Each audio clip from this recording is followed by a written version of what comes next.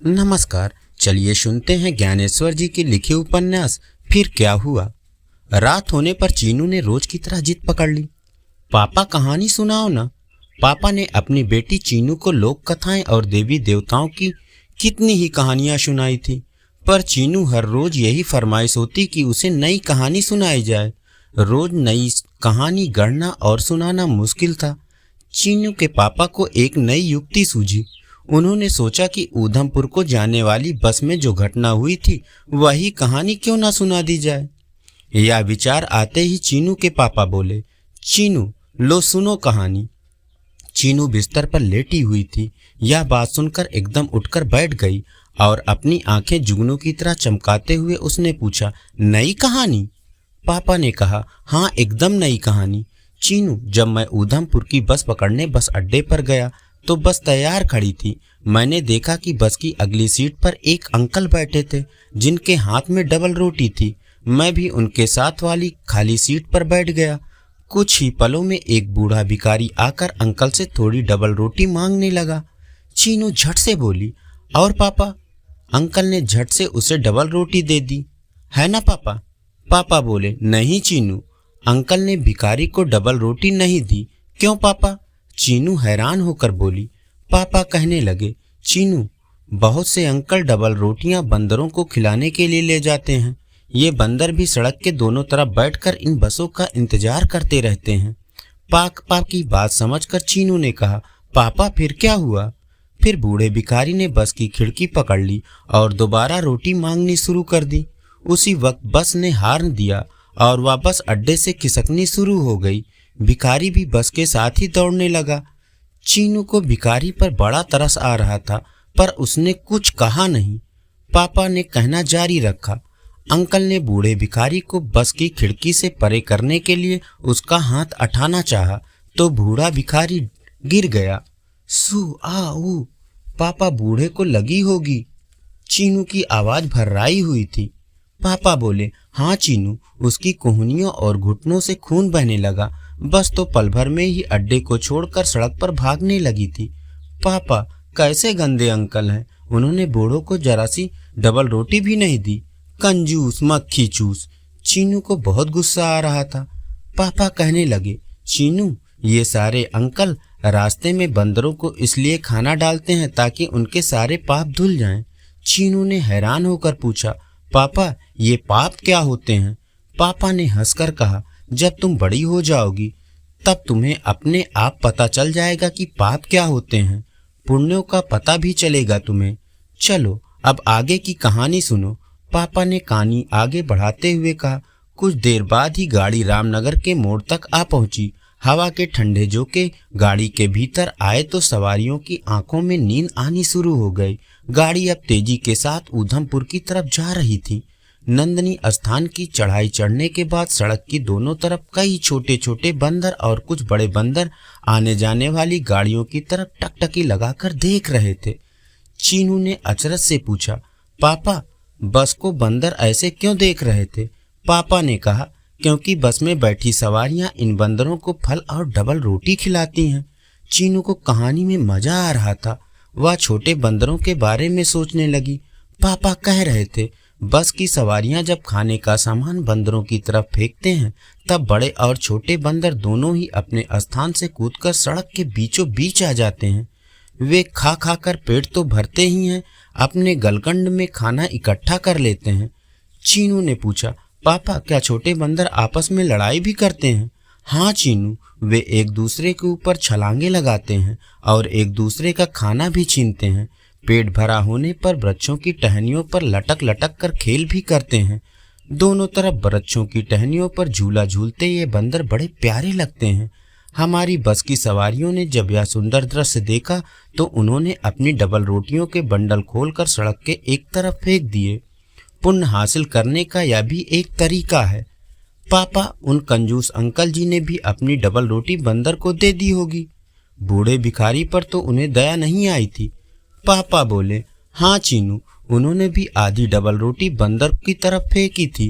पापा, अगर उस बूढ़े भिखारी को इन्होंने अपनी आधी डबल रोटी दे दी होती तो वह भी इन्हें आशीष देता। अपनी बेटी रानी की इतनी समझबूझ वाली बात सुनकर पापा बहुत खुश हुए। उन्होंने कहा, हाँ चीनू, बात ठीक है, पर अब तुम कहानी सुनो और सिर्फ हुकारी भरती जाओ। ठीक है पापा। पापा ने फिर कहानी शुरू की।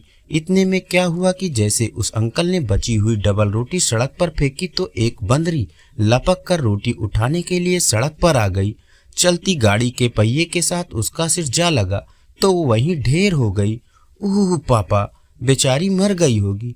अगर वो अंकल सड़क पर रोटी नहीं फेंकते तब तो बंदरिया बच सकती थी। हाँ चीनू, बेचारी बंदरिया मर गई। तब भी उसने अपनी छाती के साथ अपने बच्चे को चिपकाए हुए थी। चीनू दुखी होकर बोली, पापा फिर तो बच्चा भी मर गया होगा। पापा को देखकर चीनू का मुंह खुला का खुला ही रह गया। पापा ने कहा, नहीं चीनू, बच्चा मरा नहीं था, डर गया था। डर के मारे वह माँ की छाती से चिपककर उसका दूध पीने लगा था। पापा ने देखा कि चीनू छोटे बच्चे की चिंता करते हुए दुखी हो गई थी। उसके मन में बंदरिया के मर जाने का भी बड़ा दुख था। चीनू का मन चाह रहा था कि वह छोटे बंदर की माँ फिर से जीवित हो जाए और अपने बच्चे को छाती से लगाकर किसी हरे भरे वृक्ष के ऊपर जा बैठे, फिर अपने बच्चे की जुआ निकाले और उसे खूब प्यार करे। यही सोचते सोचते चीनू को नींद आने लगी। यह देखकर चीनू के पापा ने धीरे धीरे उसके सिर पर हाथ फेरना शुरू कर दिया। नींद की परी चीनू की आंखों को सहलाने लगी और धीरे धीरे उसने चीनू को अपनी गोद में ले लिया। दूसरे दिन पापा जब दफ्तर से घर आए तो अंधेरा घिर आया था। खाना खाकर चीनू झट अपने बिस्तर में घुस गई। वह इस सोच में थी कि पापा जल्दी से आएं और उसे कहानी सुनाना शुरू करें। आज वह सारा दिन बंदर के बच्चे के बारे में ही सोचती रही थी। उसे उस बच्चे पर बड़ी दया आ रही थी। उसने सोचा कि बच्चा भूख के मारे तड़प रहा होगा, माँ को ढूंढता होगा, क्योंकि उसे तो पता नहीं लगा होगा कि माँ कहाँ गई। उसे सारी कहानी याद थी। पापा चीनू के पास आए तो उसने पूछा, पापा फिर क्या हुआ? पापा ने कहा, बंदरिया गाड़ी के पहिए तले आ गई तो बस में बैठी सभी सवारियों को दुख के मारे चीख निकल आई। आवाज सुनकर बस के ड्राइवर नंदू ने बस को ब्रेक लगाई और गाड़ी रोक दी। पापा, ड्राइवर भी बड़ा दुखी हुआ होगा, उसकी बस के नीचे ही तो बंदरिया आई थी। पापा ने कहा, हाँ चीनू, नंदू ड्राइवर भी बड़ा दुखी था। उसने बस के नीचे उतरकर जब बंदरी के सीने के साथ खटमल की तरह चिपके बच्चे को देखा तो वह रोने लगा। उसने तभी देखा कि बहुत से बंदर उसकी तरफ आ रहे थे। उसने झट से बंदरिया का बच्चा माँ के पास से उठाया और उसे अपने सीने से चिपकाकर बस पर आ बैठा। पापा, क्या बच्चा रोया नहीं? उसे तो पता भी ना होगा कि उसकी माँ मर गई है। पापा ने कहा, बच्चा बहुत चिल्ला रहा था, वह अपनी माँ से अलग नहीं होना चाहता था। नंदू ड्राइवर अगर वहीं खड़ा रहता तो बाकी के बंदर उसके टुकड़े टुकड़े कर देते, इसलिए उसने बस में बैठते ही बस चला दी और बस ये जा वो जा बहुत तेजी से चलने लगी। सड़क पर बहुत से बंदर इकट्ठे होकर गुर्रा रहे थे। उनका लीडर जो हट्टा कट्टा लाल सुर्ख बंदर था वह बस के पीछे भागने लगा। चीनू ने कहा, पापा बंदरों के भी लीडर होते हैं? हाँ चीनू, हम डोंगरी में उसे धौली बंदर कहते हैं। वह सबका सरदार होता है। सारे बंदर उसका कहना मानते हैं। जो भी बंदर उसका कहना नहीं मानता उस पर वह गुर्राता है और उसे थप्पड़ भी मार देता है। चीनू को लगा कि पापा झूठ बोल रहे हैं। वह हंसने लगी। पापा ने कहा, चीनू, मैं झूठ नहीं बोल रहा। बंदरों की भी अपनी बिरादरी होती है। बिरादरी के नियम होते हैं। वे अपनी धाक जमाने के लिए नेतागिरी भी करते हैं। कोई अगर नेता का कहा ना माने, ऐसा हो नहीं सकता। बस की सवारियां धौली बंदर को बस के पीछे पीछे भागते देखकर बड़ी दुखी हो रही थी। बंदर बड़े क्रोध से गुर्राता हुआ बस के पीछे पीछे आ रहा था। पापा, वह बस के पीछे क्यों भाग रहा था? चीनू ने घबराहट के साथ पूछा। पापा ने कहा, तुझे सुना तो रहा हूँ, बस चुप रहती सुनती चल। पर पापा। हाँ चीनू, बंदर को यह गुस्सा था कि बस ने उसकी बंदरिया को मार दिया है। बंदर को एक्सीडेंट के बारे में क्या पता? वह तो अपनी बंदरिया की मौत का बदला लेना चाहता था। बंदरिया का बच्चा भी तो ड्राइवर के पास था ना? पापा, यह धौली बंदर क्या बच्चे के बंदर का पापा था? चीनू ने पूछा। पापा चुप लगा गए। उन्होंने कहानी सुनानी बंद कर दी। पापा को चुप देख चीनू ने बड़े लाड से पूछा, पापा फिर क्या हुआ? पापा कुछ शांत हुए, फिर से कहानी सुनानी शुरू कर दी। चीनू फिर धौली बंदर बस के पीछे भागते भागते थक गया। बस जब अगले मोड़ पर जाकर छिप गई तो धौली बंदर वापस चला गया। बच्चा बंदर अभी भी नंदू की छाती से डर के मारे चिपका हुआ था। बीच बीच में वह कुछ कुछ बोल भी रहा था। बस की सभी सवारियां बंदर के बच्चे को ही देख रही थी। बंदर का बच्चा डरा और सहमा सा छोटी छोटी आंखें खोलकर टकटकी लगाए सबको देखे जा रहा था। नंदू गाड़ी भी चला रहा था और उसे बंदर के बच्चे का भी ध्यान रखना था।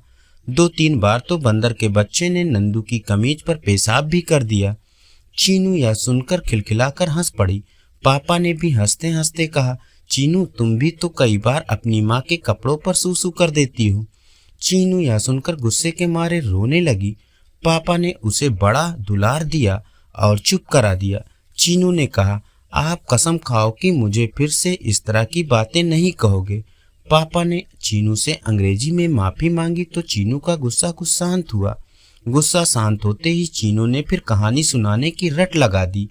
पापा को बड़ी नींद आ रही थी, पर चीनू को और नाराज करना ठीक न था, इसलिए कहानी सुनानी ही पड़ी। नंदू की बस भाग रही थी, जैसे कहानी सुनने के लिए तुम्हारी नींद भाग गई है। चीनू ने नाराज होकर कहा, पापा चुपचाप कहानी सुनाओ।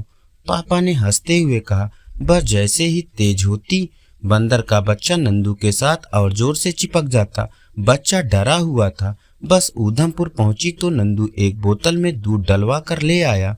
नंदू बच्चे को दूध पिलाने लगा। बंदर के बच्चे ने कभी बोतल न देखी थी, इसलिए बच्चे के पेट में दूध कम गया और बस की सीट पर ज्यादा गिरा।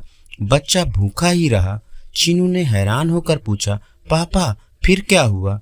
फिर जब नंदू वापस जम्मू पहुंचा तो भागकर घर गया। नंदू की पत्नी ने बंदर का बच्चा देखा तो नाराज होकर बोली, इसे वहीं छोड़ आओ जहां से लाए हो। बंदर के बच्चे को जब नंदू के बेटे ने देखा तो वह बहुत खुश हुआ। उसने बच्चे को उठाकर गले से लगाया और बोला, यह मेरा सुंदर है। सुंदर सुंदर नाम नंदू को बड़ा प्यारा लगा। उसने पत्नी के तेवर देखकर उसने बंदर की माँ के बारे में बता दिया कि वह टायर के नीचे आकर कैसे मरी और यह अब तक भूखा है। नंदू की पत्नी भी माँ थी। यह सुनकर उसे बड़ी दया आई। वह रसोई में जाकर एक कटोरी में दूध भर कर ले आई और रुई दूध में डुबो डुबो कर सुंदर के मुंह में बूंद बूंद डालने लगी। दूध पीकर जब सुंदर का पेट भर गया तो थकान के कारण उसे नींद घेरने लगी। वह नंदू की पत्नी की गोद में बच्चे की तरह सो गया। चीनू को बंदर के बच्चे का नाम सुंदर बड़ा अच्छा लगा। उसकी आंखों में भी तृप्ति की नींद आने लगी। यह देखकर पापा ने करवट ली और चीनू ने भी आंख बंद कर ली। अगले दिन पापा जब दफ्तर से वापस आए तो बड़े थके हुए थे। पापा ने खाना खाकर हाथ मुंह धोया और सोने चले गए। चीनू इंतजार कर रही थी कि पापा कब आएं और खा पी कर उसे कहानी सुनाएं। उसे तो कहानी सुने बगैर नींद ही नहीं आती थी। जब उसने देखा कि पापा चादर लेकर सोने जा रहे हैं तो वह झट से उनके पास जाकर लेट गई और धीरे धीरे उनके मुंह पर हाथ फेर कर कहने लगी, पापा कहानी सुनाओ ना। कल जहाँ कहानी खत्म हुई थी वहां से आगे क्या हुआ? यह सुने बगैर चीनू सोना ना चाहती थी। उसने धीरे से कहा, पापा बताओ ना फिर क्या हुआ। पापा की सारी थकान जैसे दूर हो गई। उन्होंने शुरू किया, फिर मंगू और सुंदर धीरे धीरे बड़े होने लगे। उनका आपस में बहुत प्यार हो गया था और वे एक दूसरे को समझने लगे थे। कई बार जब मंगू जामुन के वृक्ष के नीचे बैठकर स्कूल का काम करता तो सुंदर उसे हैरान होकर देखता रहता। एक दिन मंगू काम करके अपनी पेंसिल और कॉपी वहीं भूल गया। सुंदर जामुन के पेड़ पर बैठा था। वह नीचे उतरा और कॉपी के ऊपर पेंसिल से लकीर बनाने लगा। मंगू ने आकर देखा तो हैरान रह गया। सुंदर ने कॉपी पर 1, 2, 3 तक की गिनती बिल्कुल ठीक लिखी थी। वह कॉपी हाथ में लेकर भागता हुआ माँ के पास गया और माँ को कॉपी दिखाई। मंगू की माँ यह अचरज देखकर अवाक रह गई। थोड़ी ही देर में सारे मोहल्ले में शोर मच गया। मंगू के दोस्त अपनी अपनी कॉपियां लेकर आ गए। सुंदर को लिखते देख सभी बड़े खुश हो रहे थे। सब अपनी कॉपी पर लिखवाना चाहते थे। सुंदर लिखते लिखते जब थक गया तो उसने और न लिखने का दर्शाने के लिए गर्दन हिला दी। मंगू के एक दोस्त ने जब सुंदर को अपनी कॉपी पकड़ाई तो वह नाराज होकर उसे फाड़ने लगा। मंगू के दोस्त ने कापी वापस ले ली। सुंदर उछलकर जामुन की डाली पर जा बैठा। उछलते हुए बंदर को कौन पकड़ सकता है। जब सभी बच्चे चले गए तो मंगू की माँ ने सुंदर को समझाया कि ऐसे कापी नहीं फाड़ते। सुंदर जामुन से नीचे उतर आया था। वह मंगू के कंधे पर जा बैठा और अपने पेट पर हाथ फेरने लगा। चीनू ने पापा से पूछा, पापा मंगू की मम्मी ने सुंदर को क्यों नहीं मारा? अगर मैं ऐसा करूं तो मेरी मम्मी मुझे खाने को कुछ नहीं देंगी और मार भी सकती हैं। पापा हंसकर कहने लगे, चीनू तुम बंदरिया थोड़ी हो, तुम तो हमारी प्यारी बेटी चीनू हो। एक बात हमेशा याद रखना, बच्चे लिखने वाली कापियां फाड़ते नहीं, उन्हें संभाल कर रखते हैं। चीनू ने कहा, पापा मैं समझ गई, अब आप कहानी सुनाओ। चीनू, मंगू सुंदर का दोस्त जो था, उसे पता चल गया कि सुंदर को भूख लगी होगी। उसी समय नंदू भी घर आ गया। मंगू ने देखा कि उसके पापा के हाथ में गन्ने हैं। मंगू बड़ा खुश हुआ। उसने पहले एक गन्ना सुंदर के हाथ में दे दिया। सुंदर ने पहले गन्ना नहीं देखा था। उसने गन्ने को उल्टा सीधा किया, पर उसे यह भी समझ में नहीं आया कि यह कोई खाने की चीज है। सुंदर गन्ने को फेंकने लगा। तभी उसने देखा कि मंगू गन्ना छीलकर उसे चूस रहा है। सुंदर अपने हिस्से का गन्ना लेकर जामुन पर चढ़ा और मंगू की नकल करके गन्ना चूसने लगा। उसे गन्ने का रस माँ के दूध के समान मीठा लगा। कुछ रसबा भी रहा था, क्योंकि सुंदर को अभी गन्ना चूसना पूरी तरह नहीं आया था। रस चूसकर भी सुंदर का पेट नहीं भरा तो वह गुर्राने लगा। नंदू को समझ आ गया कि सुंदर अभी भी भूखा है। उसने अपने बैग से चने और गुड़ की डली निकाल कर सुंदर को दे दी। सुंदर चने और गुड़ खाने लगा। गुड़ चने खाने के बाद कहीं जाकर उसका पेट भरा हुआ। पेट भरने पर वह खुशी से किलकारियां मारने लगा। मंगू ने सोचा कि अब यह बाथरूम जाना चाहता है। मंगू ने उसके गले से जंजीर डाली और दोनों तवी दरिया की ढक्की की तरफ सैर करने निकल पड़े। जब वापस आए तो मंगू को बड़ी जोर की नींद आ रही थी। उसने सुंदर की जंजीर निकाली तो सुंदर जामुन के पेड़ पर चढ़ गया। मंगू को नींद आ घेरा तो सुंदर भी पेड़ पर चिपक कर सो गया। चीनू के पापा ने इसके बाद बड़े लाड के साथ कहा, चीनू अब तुम सो जाओ। पापा ने देखा कि चीनू करवट लेकर सो गई थी। रोज की तरह चीनू के पापा जब दफ्तर से आए तो उन्हें काफी देर हो चुकी थी। चीनू पलंग पर अपनी जगह पर चादर ओढ़े कोई किताब पढ़ रही थी। पापा खा पी कर जब बिस्तर पर आकर लेटे तो चीनू ने बड़े प्यार से कहा, पापा फिर क्या हुआ? पापा हंसते हुए बोले, चीनू तुम तो ऐसे कह रही हो जैसे मैं तुम्हें कल से अब तक कहानी ही सुना रहा हूँ। चीनू ने मचल कर कहा, पापा सुनाओ ना, फिर क्या हुआ? पापा ने हंसते हंसते कहानी सुनानी शुरू की। चीनू, रात को जब सब सो गए और सुंदर जामुन के पेड़ पर अकेला रह गया तो उसे शायद डर लगा और वह मंगू की माँ के पास चिपट कर सो गया। मंगू थोड़ी देर बाद सुंदर को अपनी चारपाई पर ले गया। थोड़ी देर के बाद सुंदर फिर मंगू की माँ के पास चला गया। माँ ने अपना हाथ सुंदर की पीठ पर रखा। तब जाकर सुंदर मंगू के पास सोया। सुबह उठते ही मंगू सुंदर को लेकर घर से बाहर चला गया। वहाँ मंगू के सारे दोस्त भी इकट्ठे हो गए। सभी सुंदर के साथ खेलने लगे। कोई उसकी पूंछ को हाथ लगाता, कोई उसे प्यार से चपत लगाता। सभी उसे देखकर खुश हो रहे थे। हर बच्चा उसे अपनी गोद में लेना चाहता था, पर सुंदर घबराकर जोर जोर से चीखने लगा। शोर सुनकर मंगू की माँ बाहर आ गई और उसने बच्चों से सुंदर की जान छुड़ाई। शायद यह सुनते सुनते चीनू को भी लगने लगा था कि वह सुंदर के साथ खेल रही है। उसने पापा से पूछ लिया, पापा मंगू की मम्मी ने बच्चों को सुंदर के साथ क्यों नहीं खेलने दिया? पापा ने समझाते हुए कहा, बच्चे जिस तरह सुंदर को पकड़ रहे थे उससे उसकी सांसें भी रुक सकती थी, वह मर भी सकता था। यह सुनकर चीनू डर गई और उसे बच्चों पर बड़ा गुस्सा आया। उसने घबरा कर पूछा, पापा फिर क्या हुआ? फिर सुंदर मंगू की माँ की बाहों में चला गया और वहां से बाहर नहीं निकला। मंगू की माँ उसे रसोई में ले गई और उसे दूध गर्म करके पिलाने लगी। सब बच्चे इकट्ठे होकर उसे देखने लगे। दूध पीने के लिए जब वह अपना छोटा सा मुंह खोलता तो बच्चे खिलखिलाकर हंस पड़ते। सुंदर माँ की गोद में ऐसे बैठा हुआ था जैसे वह उसकी अपनी माँ हो। जब बच्चे उसे देखकर हंस रहे थे तब बड़े लाड़ के साथ सुंदर उनको देखकर गुर्राने लगा। बच्चे तालियां बजाने लगे। सुंदर दूध पीते पीते जब तृप्त हो गया तो आंखें बंद करके सो गया। बच्चों ने जब उसे फिर छेड़ना शुरू किया तो उन्होंने देखा कि नंदू तवी से नहाकर वापस आ रहा था। नंदू ने बच्चों को अच्छी तरह डांट दिया और कहा कि शोर मत करो, सुंदर को सोने दो। सभी बच्चे रसोई से 9-11 हो गए और बाहर खेलने लगे। बच्चे अभी खेल ही रहे थे कि मंगू को स्कूल ले जाने वाली माई ने आकर हल्ला कर दिया। मंगू अभी तक स्कूल जाने को तैयार ही नहीं था। चीनू ने कहा, पापा मंगू तैयार क्यों नहीं हो रहा था? चीनू, मंगू चाहता था कि वो आज सारा दिन सुंदर के साथ खेलने में ही बिता दे। माई को आया देख वह रोते हुए कहने लगा कि मैं स्कूल नहीं जाऊंगा। मंगू ने सोचा था कि वह सुंदर को आज बाजार ले जाएगा और उसके गले में छन्न छन्न करती घुंघरुओं की माला डालेगा। माला गले में होगी तो उसे पता चलता रहेगा कि सुंदर कहाँ पर है।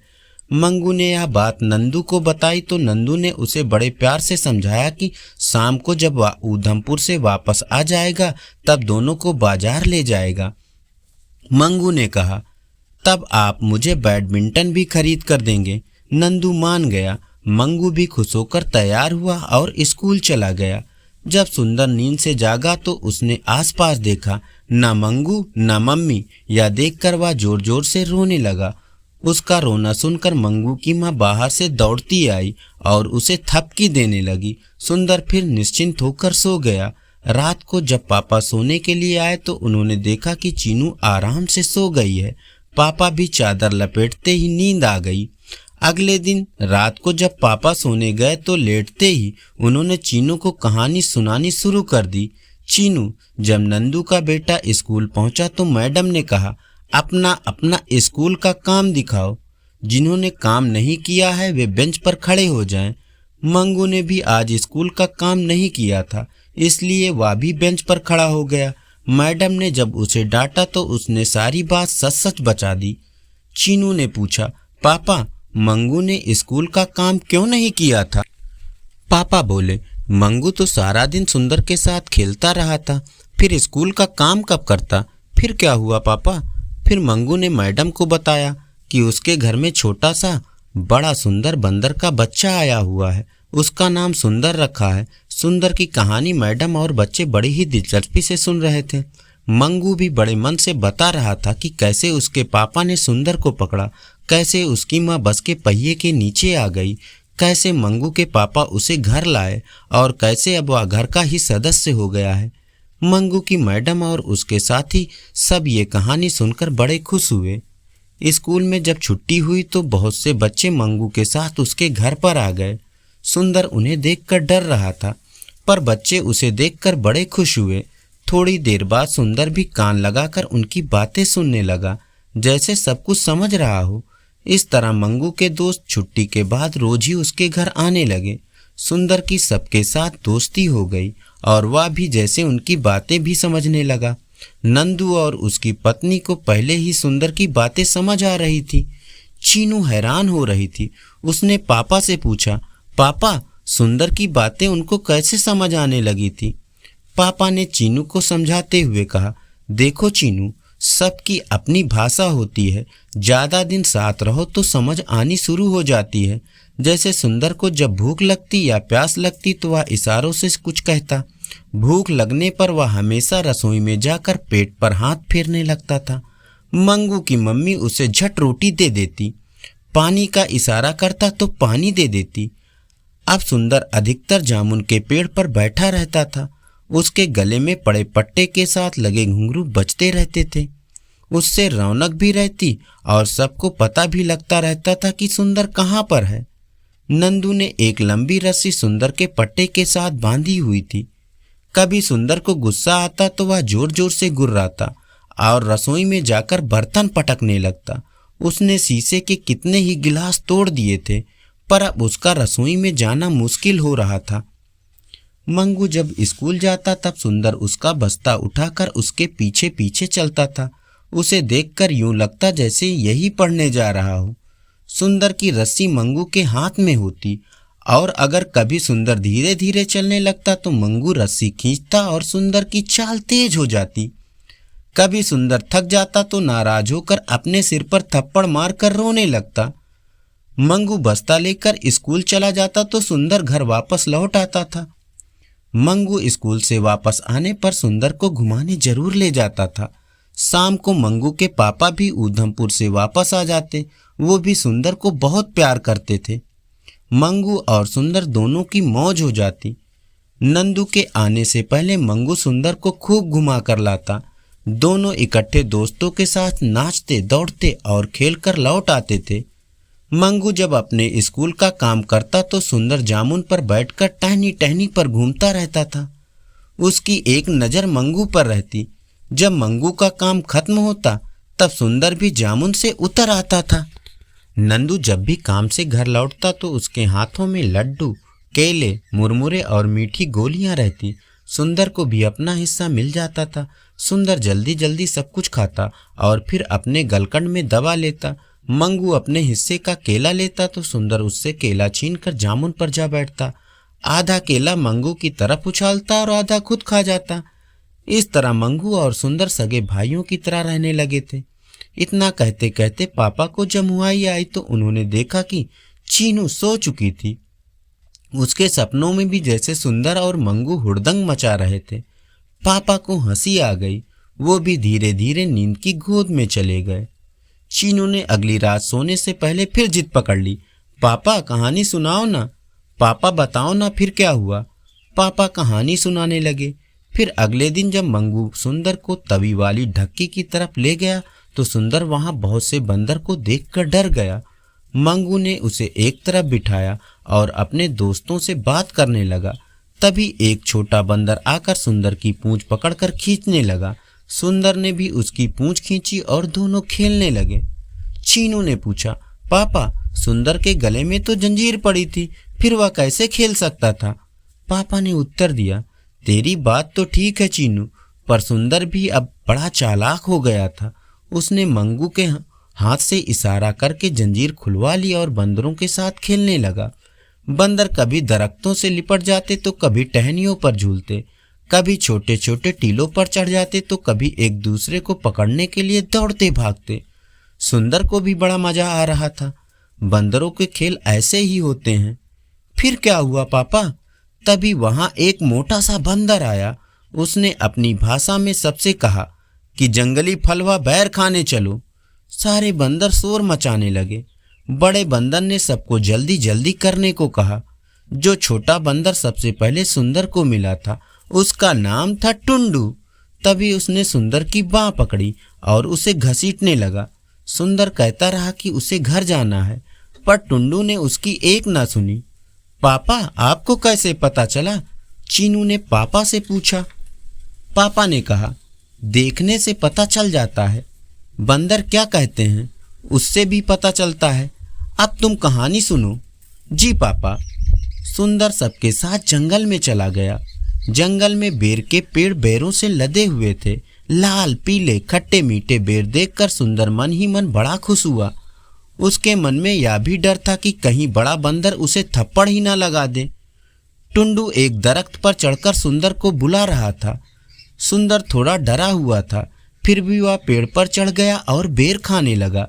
जल्दी जल्दी में वह गुठलियों के साथ ही बेर खाए जा रहा था। बेर खाते खाते सुंदर के हाथ में एक कांटा चुभ गया तो वह चिल्लाने लगा। उसका दोस्त तुरंत वहां आ गया। उसने अपने तेज नाखूनों से सुंदर का कांटा निकाल दिया। कांटा निकलते ही सुंदर की नजर टुंडू के हाथ पर पड़ी। उसने देखा कि टुंडू के एक हाथ की 5 उंगलियां टेढ़ी थी। सुंदर यह देखकर बड़ा दुखी हुआ। यह सुनकर चीनू को भी टुंडू पर बड़ी दया आई। उसने पापा से पूछा, पापा उसके हाथ को क्या हुआ था? पापा ने बताया, चीनू जब टुंडू पैदा हुआ था तब टुंडू की माँ बेहोश होकर उसके इसी हाथ पर गिर गई थी, इसलिए टुंडू का हाथ टूट गया था। फिर क्या हुआ पापा? फिर सुंदर ने कुछ बेर अपने गलकंड में रखे और टुंडू को अपने साथ मंगू के पास ले गया। सुंदर को बंदर और मनुष्य दोनों की भाषा समझ आती थी। उसने मंगू से कहा कि टुंडू का हाथ ठीक करवा दो। उसने अपने गलकंड से बेर निकालकर मंगू को दिए।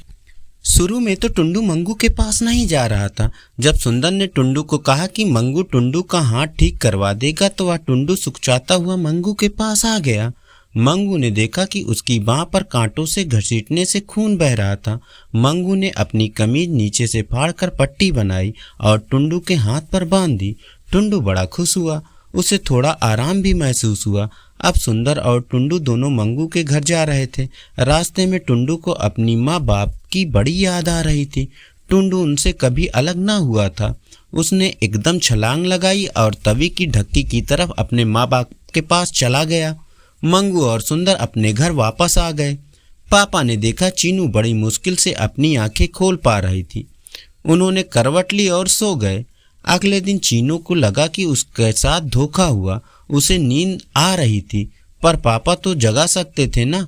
पापा के चारपाई पर आते ही उसने पूछा, पापा फिर क्या हुआ? पापा कहने लगे। फिर दूसरे दिन जब सुंदर और मंगू तवी की तरफ गए तो उन्होंने वहां कोई भी बंदर नहीं देखा। सुंदर ने मंगू से पूछा कि क्या बात है, आज तो कोई भी दोस्त यहाँ दिखाई नहीं दे रहा। मंगू ने अपनी जेब से भुने हुए चने निकाले और जोर जोर से आवाज देने लगा, आओ आओ बंदर आओ, आओ आओ चने खाओ। उसने जैसे ही आवाज लगाई, देखते ही देखते कितने ही छोटे बंदर आ गए। इतने में सुंदर ने देखा कि दूर से टुंडू भी सकचाता हुआ आ रहा था। सुंदर भागकर उसके पास पहुंचा और नाराज होकर कहने लगा, क्यों भाई टुंडू, कल तुम बिना बताए ही भाग क्यों गए? मंगू बड़ा नाराज हो रहा था। टुंडू ने कहा, यार मुझे बड़ी शर्म आ रही थी और डर भी लग रहा था कि कहीं मेरी वजह से मंगू के मम्मी पापा उसे घर से ही ना निकाल दें। सुंदर ने कहा, अरे नहीं, ऐसी कोई बात नहीं है। मैंने मंगू के मम्मी पापा को बताया तो वे खुश हो गए और कहने लगे कि कल टुंडू को घर पर जरूर लाना। हम उसका हाथ किसी अच्छे डॉक्टर को दिखाएंगे, वह जरूर ठीक हो जाएगा। सुंदर की दोस्ती एक और नए बंदर से भी हो गई। उसका नाम कक्खा था। चीनू ने पूछा, पापा उसका नाम कक्खा क्यों था? चीनू, उसका नाम कक्खा इसलिए था क्योंकि उसकी एक आंख खराब थी। उस आंख से उसे दिखाई नहीं देता था। चीनू, मंगू अपने साथ बहुत से चने लाया था। उसने अपनी झोली से सारे चने एक स्थान पर बिखेर दिए। सब बंदर चने खाने लगे, पर टुंडू और कक्खा का पेट खूब भरा हुआ था। ये दोनों तवी के पार जंगल में एक पहाड़ी फल गरने को खाकर खूब पेट भर आए थे। सुंदर ने जब देखा कि उन दोनों की जीभ नीली हो गई है तो उसने हैरान होकर पूछा, तुम दोनों की जीभ नीली क्यों है? टुंडू और कक्खा ने एक साथ कहा, हमने आज रस भरे मीठे गरने खाए हैं। गरने का रंग नीला होता है, इसलिए जीभ भी नीली हो गई है। वे दोनों बार बार जीभ निकाल कर देख रहे थे। सुंदर के मुंह में गरने का नाम सुनकर पानी भर आया।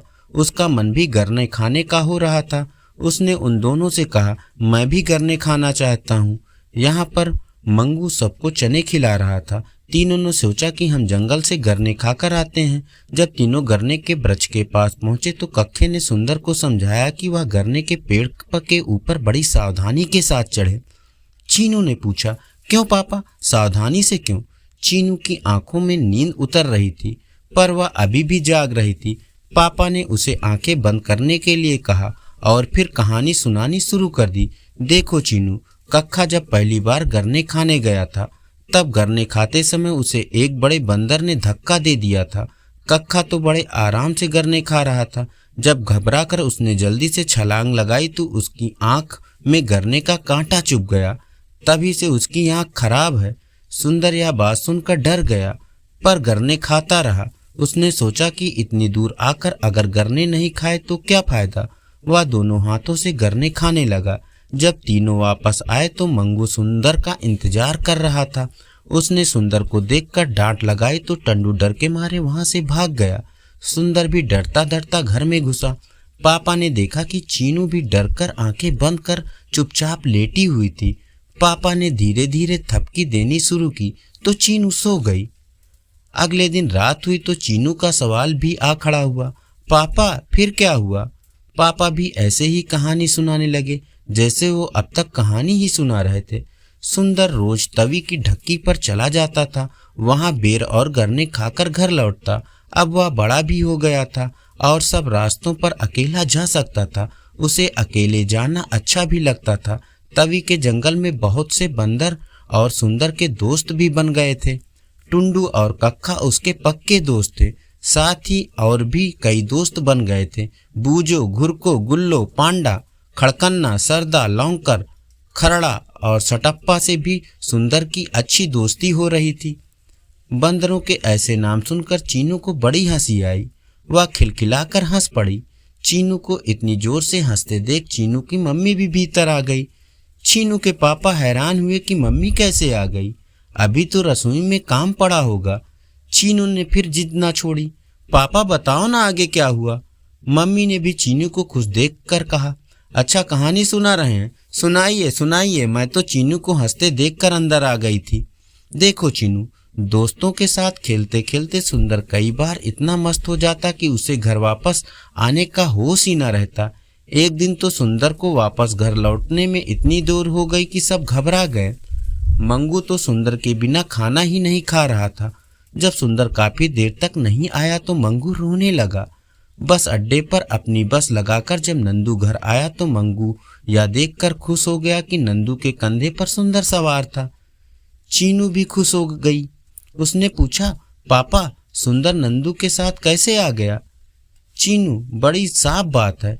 आज नंदू अपनी बस तवी वाले रास्ते से ला रहा था तो उसने सुंदर के घुंघरुओं की आवाज सुनकर बस रोक दी और सुंदर को आवाज लगाई। सुंदर अपने दोस्तों के साथ एक तख्त से दूसरे तख्त पर छलांगे लगा रहा था। नंदू की आवाज सुनकर वह दौड़ता हुआ बस में आ चढ़ा। उसके दोस्त हैरान होकर देखते ही रह गए।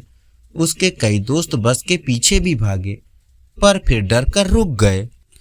घुरको ने सटप्पा और बूजो को कहा, यार ये सुंदर बड़ा घमंडी है, देखो कैसे बस पर बैठकर चला गया, हमें पूछा भी नहीं। सटप्पा और बूजो ने उनके साथ सहमत जताई पर टुंडा और कक्का बड़े खुश थे। वे कह रहे थे क्या पता कभी उन्हें भी बस का झूला झूलने का मौका मिल जाए। सुंदर बस में बैठकर मगन हो गया। कभी छत पर लगी राड में लटकने लगता तो कभी नंदू की गोद में जाकर बैठ जाता। बस की सवारियां पहले तो डरने लगी, फिर नंदू ने उन्हें विश्वास दिलाया कि यह पालतू बंदर है, कुछ नहीं करेगा, आप चिंता मत करें। थोड़ी देर नाचने कूदने के बाद सुंदर नंदू की सीट के पास जाकर बैठ गया।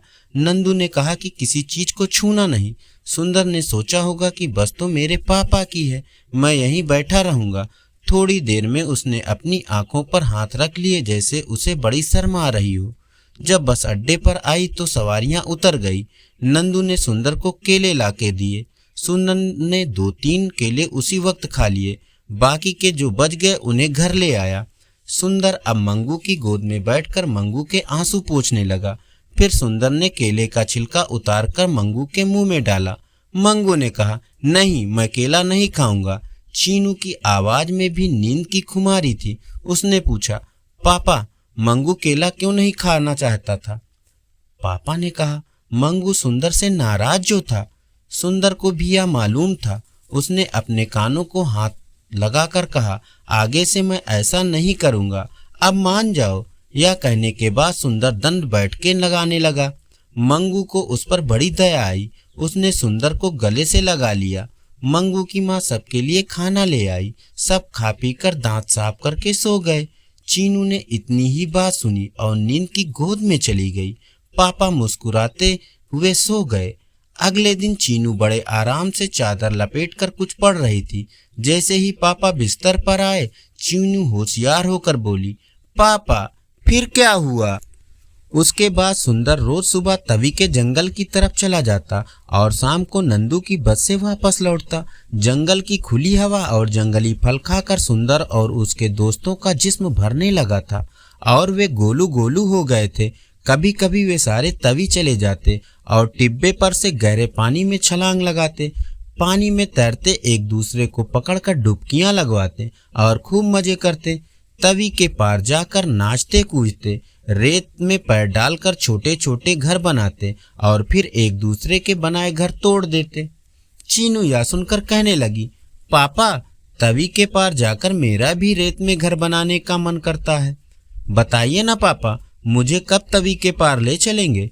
पापा ने कहा, तेरी माँ से सलाह करके किसी भी दिन चल देंगे। पापा कहानी आगे क्या हुआ? चीनू, अब सुंदर की सभी बंदर बच्चों से बड़ी अच्छी दोस्ती हो गई थी। एक दिन सुंदर ने टुंडू और कक्खे को कहा, आप दोनों हमारे घर चलो, क्योंकि नंदू को एक हड्डी वाले डॉक्टर ने कहा है कि वह टुंडू के हाथ का इलाज करेगा और कक्खा को भी किसी आंख वाले डॉक्टर को दिखा देगा। हो सकता है कक्खा दोनों आंखों से देखने लग जाए। यह सुनकर टुंडू को सपने आने लगे कि शायद उसका हाथ सीधा हो जाएगा और वह बाकी बंदरों की तरह अच्छी तरह तैर सकेगा। कक्का भी सोचने लगा कि उसकी दोनों आंखें ठीक हो जाएंगी तो वह कितना सुंदर लगेगा, फिर उसे कोई एक आंख वाला ना कहेगा। वे दोनों अपने अपने सपनों में खोए हुए थे। सुंदर ने उन दोनों को हिलाकर पूछा, भाई किस सोच में डूबे हो? दोनों शर्मिंदा हो गए और कहने लगे, हम दोनों तुम्हारे घर जाएंगे सुंदर। सुंदर बड़ा खुश हुआ। दूसरे दिन नंदू की छुट्टी थी। उसने सुंदर को टुंडू और कक्खा को घर लाने के लिए तवी पर भेज दिया। डॉक्टर से पहले ही बात हो चुकी थी। वे दवाइयाँ और जरूर औजार लेकर नंदू के घर आ गए। उन्होंने एक मेज के ऊपर सफ़ेद कपड़ा बिछा दिया। उन्होंने नंदू को कहकर चाकू, कैंची, सुई, धागा सब कुछ पानी में उबालने के लिए रखवा दिया। थोड़ी देर बाद सुंदर अपने दोस्तों को लेकर घर आ गया। घर के पास पहुंचते ही टुंडू और कक्खा दोनों झिझकते हुए आगे बढ़ने लगे। मंगू ने उनको देख लिया और बड़े प्यार से आगे बढ़कर उन्हें भीतर ले आया। टुंडू और कक्खा ने जब मेज पर पड़ी हुई सफ़ेद चादर और डॉक्टरी कोट पहने हुए डॉक्टर देखे तो वे डर के मारे भागने लगे। सुंदर ने देखा तो दोनों की बाहों को जकड़ लिया। डॉक्टर ने पहले टुंडू को बेहोशी की सुई लगाई। टुंडू तो बेहोश हो गया। टुंडू को बेहोश देकर कक्खा को चक्कर आ गया। डॉक्टर ने उसे भी एक तरफ लिटा दिया। डॉक्टर ने टुंडू के हाथ की चीर फाड़ करके उसकी अंगुलियां सीधी करके उसका हाथ सी दिया और उसे पट्टियों से सीधा करके रख दिया। चीनू को डर लगा।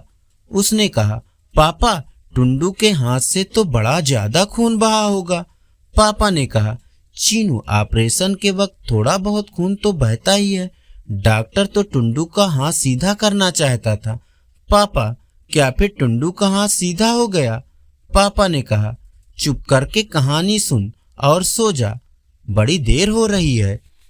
चीनू ने कहा, ठीक है पापा, फिर क्या हुआ? फिर आंखों वाले डॉक्टर ने कक्खा को बेहोश करके उसकी आंख का ऑपरेशन किया और उसे पट्टी बांधकर वहीं पर लिटा दिया। दूसरे दिन जब दोनों उठे तो बड़े खुश थे। एक का हाथ ठीक हो गया था और दूसरे की आंख। टुंडू ने अपना नाम सत्तू रख लिया और कक्खा ने सक्खा। अब सक्खा और सत्तू दोनों मंगू को वीर और नंदू को पापा कहकर बुलाने लगे। ठीक होने पर वे दोनों खुशी खुशी अपने मम्मी पापा के पास चले गए। चीनू ने हंसते हंसते पूछा, पापा बंदर कैसे पापा कह सकते हैं? पापा ने कहा, चीनू हर किसी को अपनी भाषा होती है, वे उसमें पूरी बात कर सकते हैं। अब मुझे नींद आ रही है, तुम भी सो जाओ। अगले दिन रात को चीनू के कहने से पहले ही पापा ने कहानी सुनानी शुरू कर दी। चीनू, जब सत्तू अपनी माँ के पास गया तो वह बड़ी घबराई हुई थी। रो रो कर उसकी आंखें सूज गई थी और वह एकदम कमजोर सी लग रही थी। पापा, सत्तू की माँ ऐसा क्यों कर रही थी? चीनू ने पूछा तो पापा ने कहा, चीनू वह सारी रात सत्तू को जंगल में ढूंढती रही। उसे बड़ा डर लग रहा था कि कहीं सत्तू को किसी ने मार तो नहीं दिया। सारी रात वह वृक्ष की सबसे ऊंची टहनी पर बैठी रही कि कहीं से सत्तू आता दिखाई दे तो वह फौरन नीचे उतर आए, पर सत्तू का कहीं पता न था। अब उसने सत्तू और सख्खे को आते देखा तो वह खौ खौ करती हुई दोनों को डांटने लगी। उसने सोचा कि उसके बच्चे को कक्खा ही ले गया होगा। कक्खा तो भाग गया। अब सत्तू की माँ उसे डांटते हुए पूछा, और टुंडू सारी रात कहाँ गुम था? ठहर तेरी खबर लेती हूँ। तुझे सीधा ना किया तो याद रखना। सत्तू ने माँ को हाथ की पट्टी दिखाई और ऑपरेशन की सारी बात बता दी। फिर कहा कि अब आप मुझे सत्तू कहकर बुलाएं। माँ ने यह सुना तो बड़ी खुश हुई और पछताने लगी कि उसने सत्तू को क्यों डांटा। इतनी देर में सत्तू के सारे दोस्त हो हल्ला करते हुए आने लगे। उन सबके आगे सख्खा था। चीनू ने बीच में ही पापा से पूछा, पापा सख्खे की माँ ने तो उसे कुछ न कहा होगा। सख्खे की माँ कितनी अच्छी है ना? चीनू, सख्खा जब छोटा था और दरख्त से कूदते समय उसकी आंख खराब हो गई थी, तब सक्के की माँ को उसके बाप ने बहुत डांटा और फिर उसे घर से निकाल दिया। बाद में उसने अपनी दूसरी शादी कर ली। जब सर्दी का मौसम आया तो वह अपनी नई पत्नी के साथ रहने लगा। सक्का उसी वक्त से माँ बाप के बगैर दोस्तों के साथ ही रहता था। उसके बहुत से दोस्तों को भी माँ बाप ने घर से निकाला हुआ था। इस तरह यह चंडाल चौकड़ी एक जगह प्यार से रहती और एक दूसरे का ध्यान रखती थी, एक दूसरे के सुख दुख में साथ देती थी। चीनू यह सोचकर बड़ी उदास हो रही थी कि बंदरों के माँ बाप उनको घर से क्यों निकाल देते हैं। चीनू के पापा को अंदाजा हो गया कि वो क्या सोच रही है। उन्होंने कहा, चीनू, मनुष्य अपने बच्चों को हमेशा साथ रखना चाहता है, लेकिन बंदरों के बच्चे जब बड़े हो जाएं तो माता पिता उन्हें साथ नहीं रखते। वे चाहते हैं कि उनके बच्चे आत्मनिर्भर हो जाएं और जंगलों में जाकर अपने खाने पीने का इंतजाम करें। गुल्लो, पांडा, खड़कन्ना, सरदा, लौंकर, खरड़ा, घुरको और सटप्पा बहुत खुश थे और सब मिलकर हल्ला मचाते हुए आ रहे थे। उन सबको सक्के ने अपने ऑपरेशन के नए नाम के बारे में बता दिया था। सत्य की माँ भी अब सबकी खुशी में शामिल हो गई थी। उसने सख्खे को अपने गले से लगाकर अपनी खुशी व्यक्त की तो सख्खे की आंखों में आंसू आ गया। पापा, सख्खा रोया क्यों? चीनू ने सवाल किया। चीनू, सख्खे को अपनी माँ याद आ गई क्योंकि वह भी सख्खे को इसी तरह प्यार करती थी। सत्तू की माँ हाथ फेर कर उसे चुप कराने का यत्न कर रही थी। सारे जंगल में आज खुशी ही खुशी थी। सबने सलाह की कि तवी के पार बागों में जाकर जामुन और अमरूद खाते हैं। यह सुनते ही सारे बंदर बागों की तरफ चले गए। पापा ने देखा कि चीनू सो रही थी और उसका मुंह खुला हुआ था। पापा ने धीरे से उसका मुंह बंद किया और खुद भी करवट बदल कर सो गए। अगले दिन चीनू किताब पढ़ते हुए बार बार पापा के आने का इंतजार कर रही थी। वह सोच रही थी कब पापा आए और आगे की कहानी सुनाएं। पापा को रामनगर से उनके एक दोस्त का टेलीफोन आया हुआ था, जो फोन छोड़ने का नाम ही नहीं लेता था। बड़ी मुश्किल से चीनू ने पापा को आवाजें लगा लगा कर फोन बंद करने पर मजबूर कर दिया। पापा हंसते हंसते आकर लेटे। उससे पहले ही चीनू ने अपना रोज का रट शुरू कर दिया। पापा, फिर क्या हुआ? पापा भी तुरंत बोले। फिर सत्तू की माँ भी सब बच्चों के साथ तवी के पार जामुन खाने के लिए चढ़ पड़ी। सत्तू की माँ पहले भी अपने सहेलियों के साथ वहां जाती थी। वहां कच्चे आम, अमरूद और बैरों के बेशुमार दरख्त थे। इस बार उसे यह देखकर बड़ी हैरानी हुई कि जंगल कई जगह से साफ हो चुका था। आगे भी कई दरख्तों के कटने के निशान थे। वे सारे बंदरों को बताने लगी कि पहले इस जंगल में से गुजरना भी मुश्किल था। भरी गर्मियों में भी दोपहर की दरख्तों की घनी छाया में ठंड लगने लगती थी, पर अब तो लगता है कि लोगों ने दरख्तों की कटाई शुरू कर दी है और यहाँ मैदान सा बनने लगा है। सभी बच्चों को बड़ा दुख हुआ। उन सब ने मिलकर कहा, हम यहाँ बहुत से दरख्त रोपेंगे और लोगों को जंगल काटने ना देंगे। बाघ अभी आगे भी थे और सभी बंदर छलांगे लगाते जा रहे थे। सत्तू की माँ बड़ी उदास हो गई थी। वह धीरे धीरे चल रही थी। जब सभी बंदर बाग में पहुंचे तो उन्हें सिर्फ जामुन का ही एक पेड़ दिखाई दिया। सभी हैरान हो गए। उन्हें मनुष्यों पर बड़ा गुस्सा आ रहा था। सारे ही मन मसोच कर रह गए, कर भी क्या सकते थे। सटप्पा बंदर उछलता कूदता, घुर को गुर्राता, लौंकर बाहें उठा उठा कर ललकारता रहा। बाकी के भी अपने तरीके से गुस्सा दिखाते रहे और फिर जामुन के पेड़ पर टहनी टहनी घूमने लगे। पेड़ से थोड़ी दूर बंदरों का सरदार बूजो खड़ा था। उसका नाम शेरा था। उसे देखकर सारे बंदरों की सांसें जैसे रुक ही गई। चीनू को भी डर लगा होगा। उसने पूछा, पापा, क्या वो शेरा बंदर बहुत डरावना था? हाँ चीनू, कहते हैं शेरा ने कितने ही छोटे छोटे बंदरों की गर्दन मरोड़ कर रख दी थी। ये बातें बच्चों को उनके माँ बाप ने बताई थी, इसलिए बच्चे डर रहे थे। फिर क्या हुआ पापा? शेरा ने जोर से गर्जना की और सारे बंदर जहाँ थे वहीं बैठ गए। सब कांप रहे थे। कई बंदरों का डर के मारे सुसु निकल गया, कई तो रोने ही लग गए। शेरा ने सबको नीचे बुलाया और उन्हें मुर्गा बनने के लिए कहा। सब अपने अपने कान पकड़कर मुर्गा बन गए। कब किसकी गर्दन मरोड़ी जाएगी इसका डर हर किसी को लग रहा था। इतनी देर में सत्ते की माँ हाँफती हाँफती वहां आ पहुंची। शेरा उसको दूर से ही देखकर बहना आ गई, बहना आ गई कहने लगा तो बच्चों की जान में जान आई। सक्खा तो झट से मुर्गे का भेष छोड़कर शेरा को मामा जी पाए लागू कहने लगा।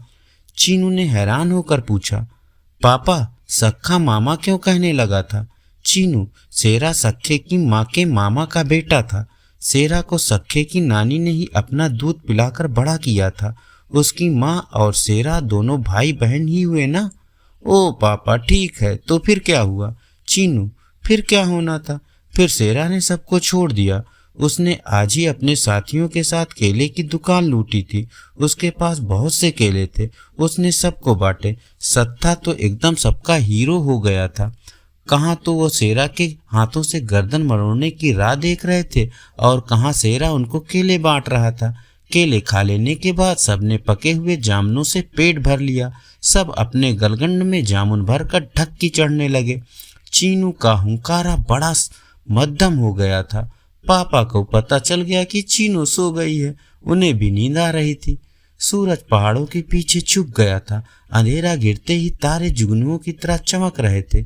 चीनू रात गिरने का इंतजार कर रही थी। पापा अभी चारपाई पर आकर बैठे भी न थे कि चीनू ने कहा, पापा फिर क्या हुआ? पापा रोज की तरह कहानी सुनाने लगे। आज सुंदर मंगू भाई के साथ तवी वाली ढक्की की तरफ जाने के लिए जिद करने लगा। मंगू भी कई दिनों से उस तरफ नहीं गया था। अपने दोस्तों से मिले भी उसे काफी दिन हो गए। सुंदर मंगू के जन्मदिन पर अपने दोस्तों को भी बुलाना चाहता था। मंगू तवी जाने के लिए मान गया। दोनों जब तवी की ढक्की के पास पहुंचे तो उन्हें वहां कोई दिखाई न दिया। बहुत देर इंतजार करने के बाद जब वो लौटने को हुए तो पीछे से सख्खे और सत्तू की आवाजें आई। सुंदर और मंगू ने पीछे मुड़कर देखा तो सख्खा और सत्ते के पीछे बंदर दोस्तों की पूरी टोली शोर मचाती आ रही थी। सब बड़े खुश दिखाई देते थे। पहले सख्खे और सत्तू ने अपने गलगंड में रखे जामुन सुंदर और मंगू को दिए। सुंदर भूखों की तरह जामुन पर टूट पड़ा, पर मंगू ने जामुन अपने रुमाल में संभाल कर रख लिए। सत्तू अपने मामा शेरा की कहानी नमक मिर्च लगाकर सुनाने लगा। उसे यह बताते हुए बड़ा गर्व महसूस हो रहा था कि सारा जंगल कैसे शेरा मामू से थर थर कांपता है। शेरा मामू अपने जंगल से किसी को भी एक पेड़ नहीं काटने देता था। एक बार उस जंगल में बहुत से लोग कुल्हाड़ियाँ और लाठियाँ लेकर लकड़ियाँ काटने आए तो शेरा और उसके साथियों ने सबको भगा दिया। उनमें से एक आदमी को उन्होंने पकड़ भी लिया था। भागने वालों की कुल्हाड़ियाँ भी वहीं रह गई। जो आदमी पीछे रह गया था उसको शेरा मामा ने मुर्गा बनाया। फिर कहा कि दोबारा कभी कोई मनुष्य जंगल काटने आया तो मैं उसे छोड़ूंगा नहीं। अब तुम यह संदेश लेकर घर जाओ, दोबारा यहाँ कोई अपनी सूरत न दिखाना। वह आदमी सिर पर पैर रख कर भागा। शेरू मामा ने सारी कुल्हाड़ियाँ तवी में फेंक दी। मंगू भी सारी बातें सुन रहा था। उसने भी कसम खाई कि वह अपने स्कूल में भी बच्चों को बहुत से पेड़ लगाने को कहेगा और किसी को पेड़ काटने ना देगा। चीनू बोली, पापा हमसे तो बंदर ही अच्छे हैं जो जंगल बचाने का काम कर रहे हैं। चीनू की बात सुनकर पापा बड़े खुश हुए। उन्होंने सोचा यह अच्छी बात है कि चीनू भी पेड़ काटने को बुरा समझती है। उन्होंने खुश होकर कहानी सुनानी शुरू कर दी। फिर सुंदर ने मंगू को इशारा किया कि वह कल की बात सबको बता दे। मंगू ने सारे बंदरों को अपने पास बुलाकर कहा, कल मेरा दिन है, आप सब लोग जरूर आना। सारे बंदर बच्चे बहुत खुश हो गए। सबने कहा कि हम जरूर आएंगे। जब सब जाने लगे तो सुंदर ने सख्खे और सत्तू को कोई अच्छा गाना भी तैयार करने के लिए कहा। उसके बाद सुंदर और मंगू अगले दिन की तैयारी में जुट गए। पापा ने देखा कि चीनू सोती सोती मुस्कुरा रही है। शायद सोच रही थी कि ये सुंदर बंदर बच्चे गाना कैसे गाएंगे। पापा ने भी करवट बदल ली। अगले दिन फिर पापा कहानी सुना रहे थे। दूसरे दिन मंगू की वर्षगांठ पर सारा घर गुब्बारों और फूलों की लड़ियों के साथ सजा हुआ था। आज नंदू भी ने छुट्टी ले रखी थी। मंगू के दोस्त हाथों में उपहारों के पैकेट लिए आ रहे थे। रंग बिरंगे कपड़ों और साफ बूटों में सभी बड़े सुंदर लग रहे थे। सुंदर सबसे ज्यादा खुश था।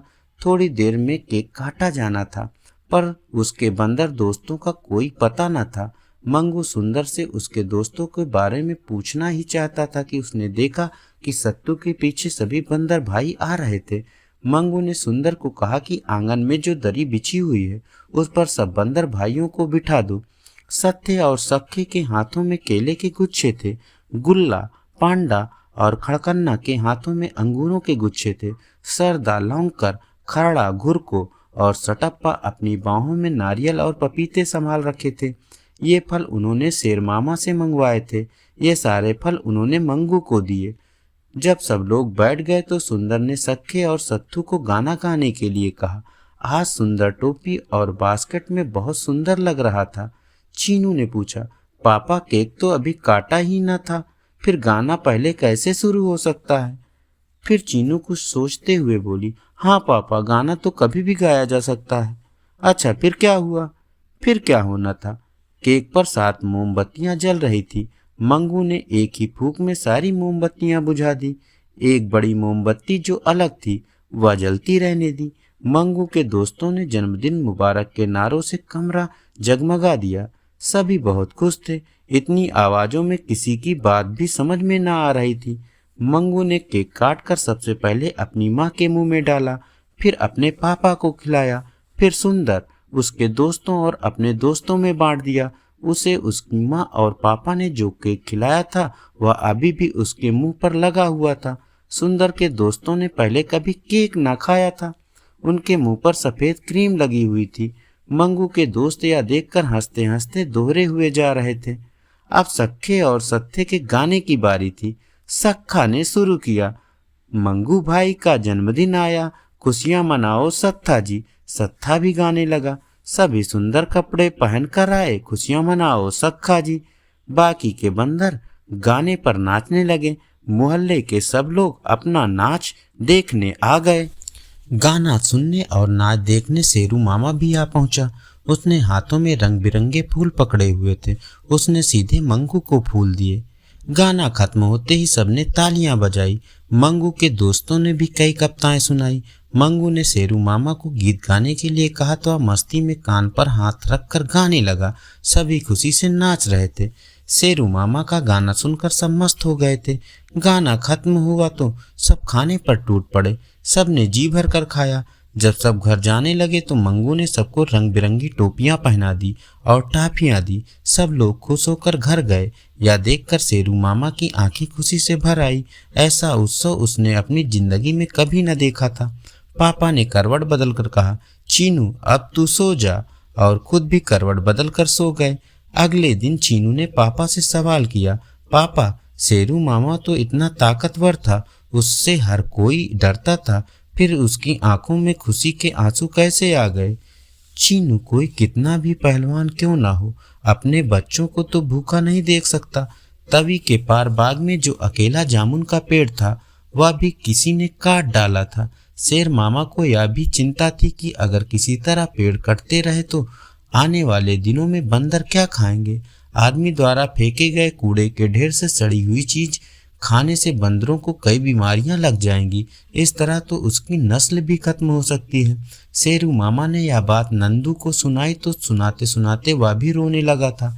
चीनू उदास हो गई। उसने पापा से पूछा, पापा, तवी के जंगल में ढक्की के आसपास बेर और जंगली फलों के बहुत से पेड़ थे, उसका क्या हुआ? चीनू, ये बड़े दुख की बात है, पर वे फलों के पेड़ भी लोगों ने धीरे धीरे खत्म कर दिए। शेरू मामा इसलिए बहुत दुखी थे। उसे नंदू के बारे में पता था कि वह बंदरों से बहुत प्यार करता है, इसलिए उसने सारी बातें नंदू को बताई।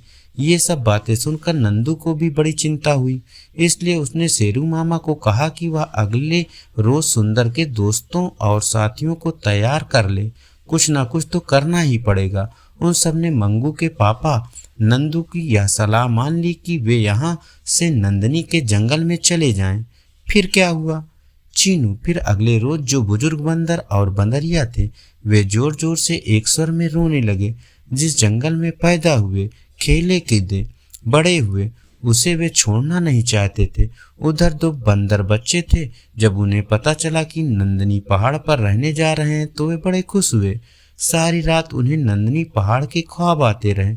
उन्हें बुजुर्गों ने वह रात बड़े दुख के साथ काटी। वे सारी रात सो नहीं पाए। वे तवी का ये सुंदर किनारा और अपना घर छोड़ना नहीं चाहते थे। इस जंगल के चप्पे चप्पे से उनकी पहचान थी। कितने ही पेड़ उनके सामने उगे और बड़े हुए थे। वे पेड़ों के साथ चिपक चिपक कर रो रहे थे। पेड़ से भी पत्ते यूं झड़ रहे थे कि जैसे सारा जंगल ही विलाप कर रहा हो। सुबह हो गई। बिछड़ने की रात किसी तरह निकल गई। नंदू अपनी खाली बस से हार्न पर हार्न बजाए जा रहा था। शेरू मामा के कहने पर बहुत से बंदर वहां इकट्ठे हो गए थे। सुंदर के सभी दोस्त उछल कूद कर बस के पीछे और छत पर जाकर लटक रहे थे। शेरू मामा ने सबको झिड़का और बस में बिठा दिया। आज नंदू के साथ सुंदर भी आया था। वह आते ही बस की अगली सीट पर बैठ गया। जब सारे बंदर बस में बैठ गए तब जाकर शेरू मामा बस में बैठा। शेरू मामा के बैठते ही बस चल पड़ी। बस के चलते ही बुजुर्ग बंदर सिसकने लगे। उन पर उदासी छाई हुई थी। वे सब मुड़ मुड़ कर तवी के जंगल की ओर देख रहे थे और आहें भर रहे थे। उधर छोटे बंदर खुशी के मारे नाच कूद रहे थे। उन्होंने सपने देखने शुरू कर दिए। नई घाटियों में नए घर बनेंगे, नए जंगल बनेंगे, हो सकता है फल भी नए हों।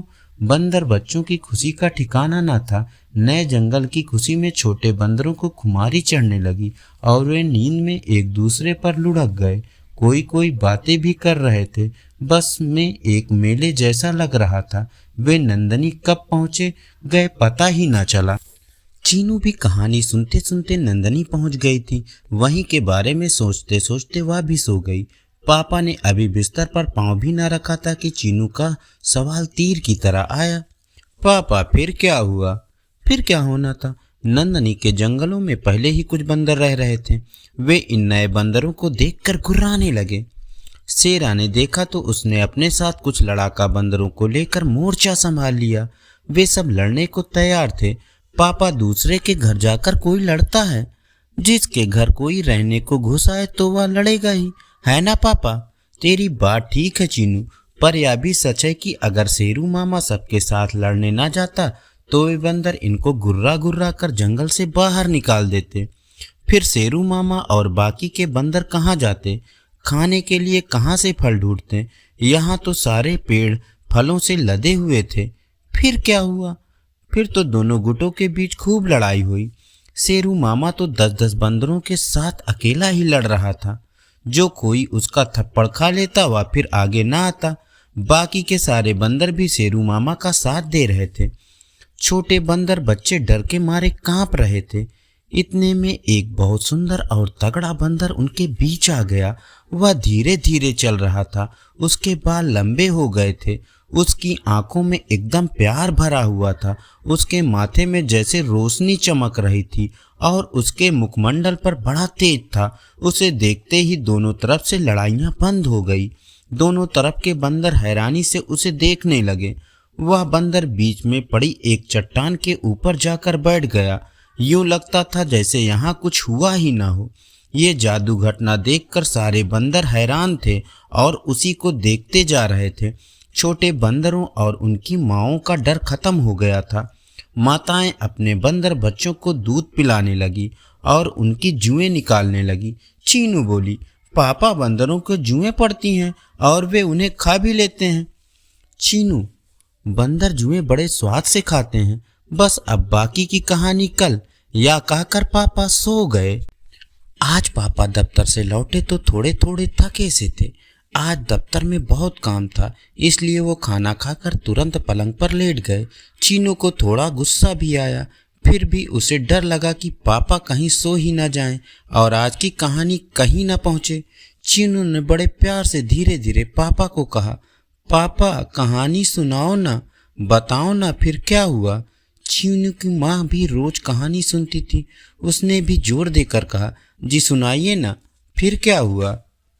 अब तो मुझे भी चस्का लग गया है।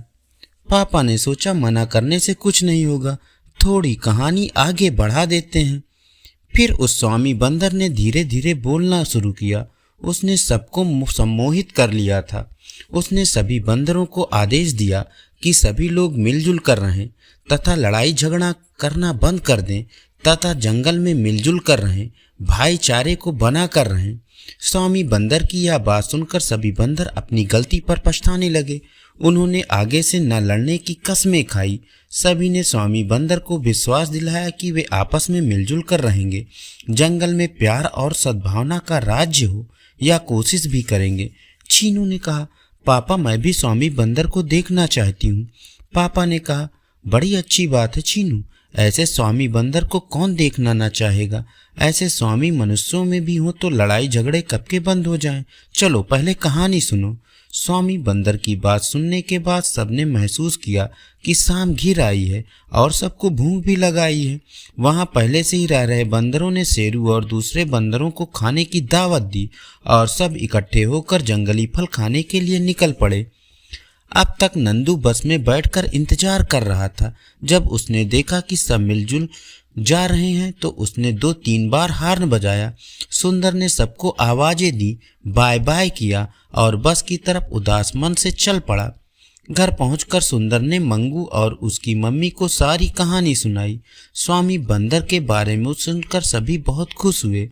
मंगू की मम्मी ने कहा, देखो भगवान भी क्या क्या रूप लेकर धरती पर आता है। चीनू ने पूछा, पापा फिर क्या हुआ? चीनू, फिर जो होना है वो कल होगा, अब सो जाओ। चीनू अपने मन में सवाल लिए सो गई। अगले दिन पापा के आते ही उसने सवाल किया, पापा नंदनी वाले जंगल में दोनों धड़ों के बंदरों ने लड़ाई बिल्कुल बंद कर दी। चीनू, ये तुमने बड़ा काम का सवाल पूछा। नंदनी के जंगलों में भी बहुत अधिक फल न थे। स्वामी बंदर के कहने पर कुछ देर तो सब मिलजुल कर फल खाते रहे, पर फिर शहरी बंदरों और जंगल के बंदरों में थोड़ा मनमुटाव होने लगा। कभी कभी मारना पीटना भी शुरू हो जाता था। जंगल भी क्या करता, उसके पास जितना था उतना ही दे सकता था ना। जंगल के पास ही सड़क भी थी। वैष्णो देवी जाने वाले और दूसरे यात्री भी केले, आम, डबल रोटियां, बिस्कुट डाल देते तो बंदरों का पेट भर जाता था।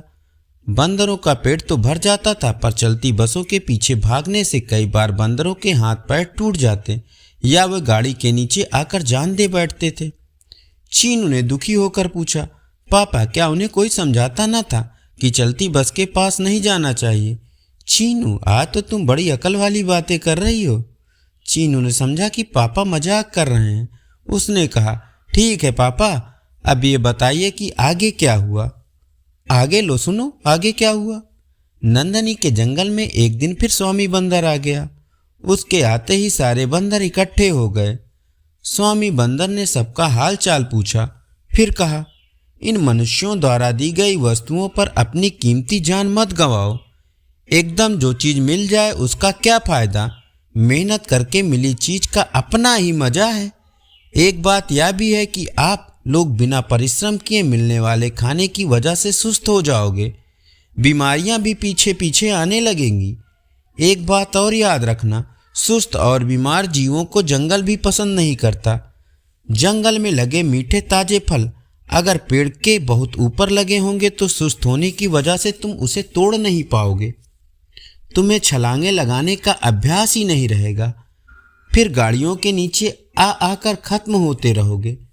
चीनू ने हैरान होकर पूछा, पापा ये स्वामी बंदर कहाँ से आ जाता है? पापा ने हंसकर कहा, चीनू, ये स्वामी बंदर असल में जंगल ही होता है। वही स्वामी बंदर का रूप लेकर सबके सामने प्रकट होता है। जंगल में जो भी रहते हैं उसे उनकी बड़ी चिंता रहती है।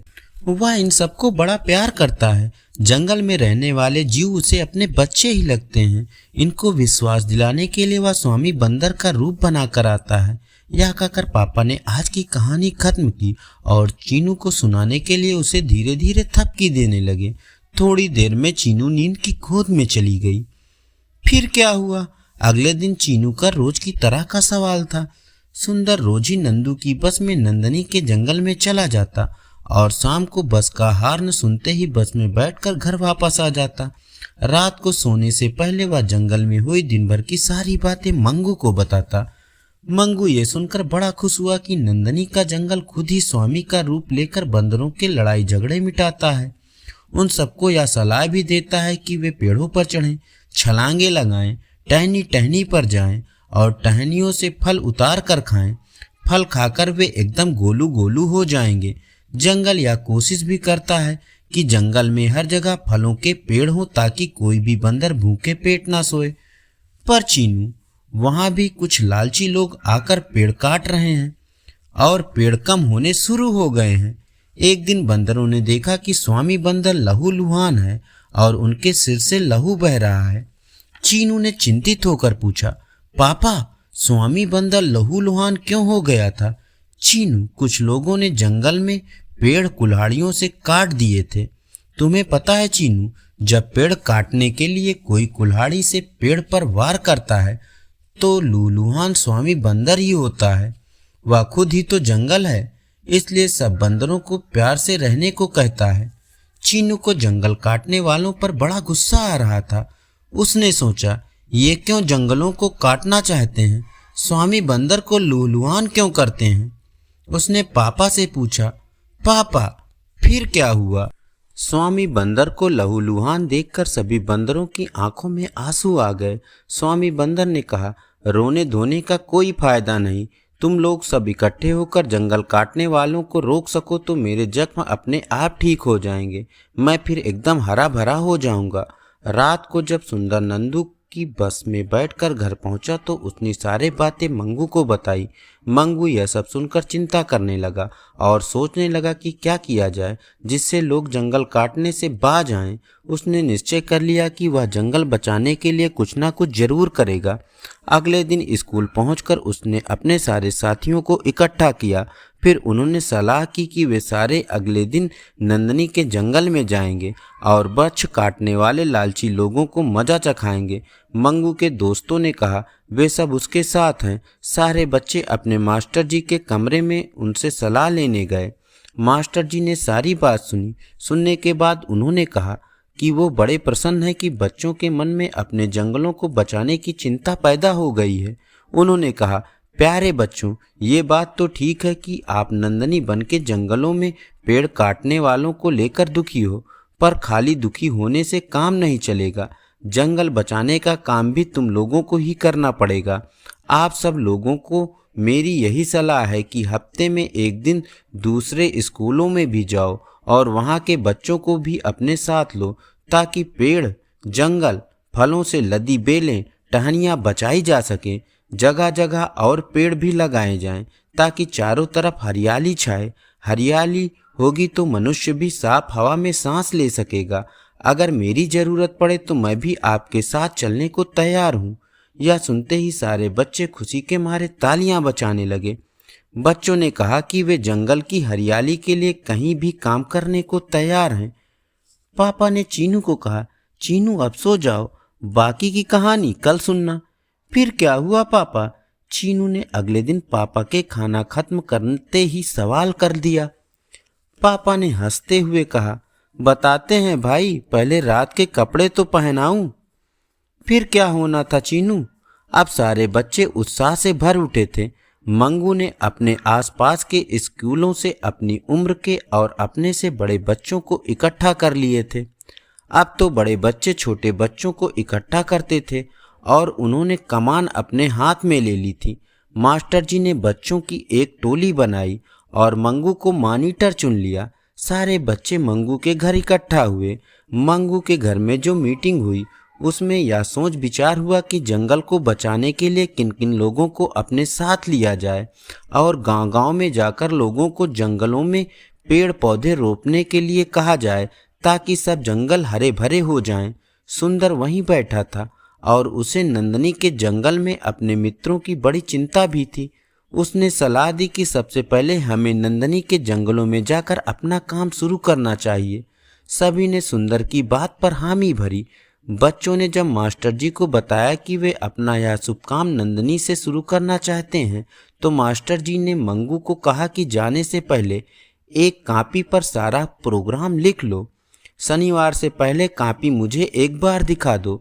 शनिवार से पहले सारी तैयारियां खत्म हो जानी चाहिए। बच्चों की खुशी का अंत न था, क्योंकि पहली बार वे कोई ऐसा काम करने जा रहे थे जिससे उनका देश हरा भरा हो जाएगा। चीनू ने पूछा, पापा वे अपने साथ क्या क्या सामान ले जाना चाहते थे और बच्चों को कैसे पता चला क्या सामान ले जाना चाहिए?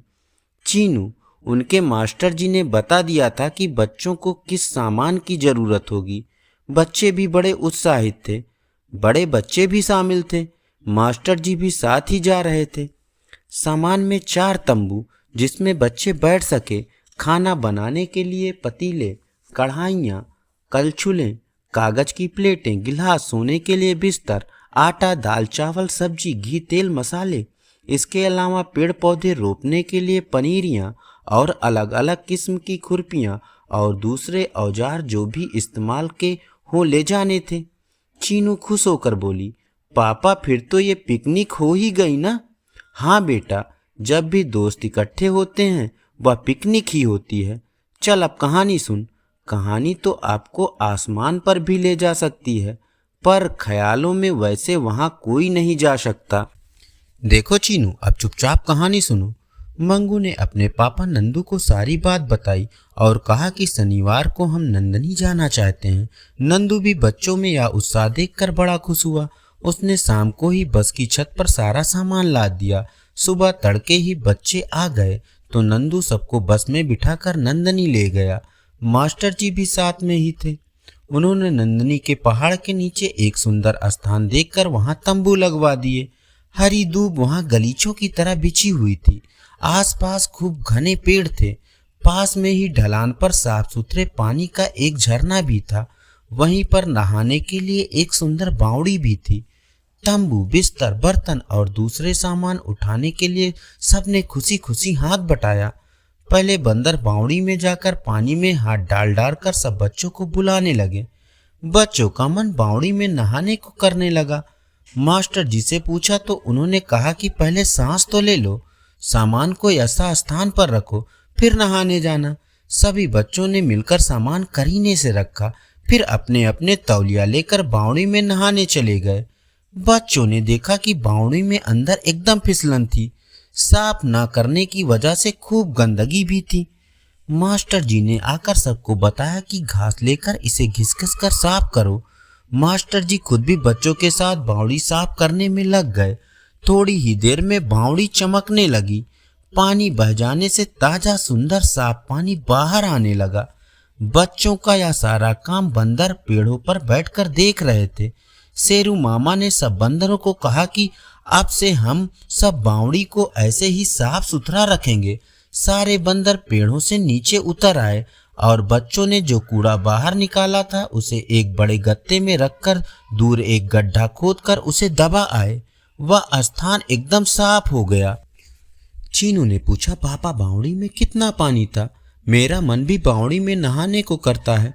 पापा ने कहा, चीनू बावड़ी में बच्चों की कमर तक ही पानी था। बहती बावड़ी में इससे ज्यादा पानी नहीं होता।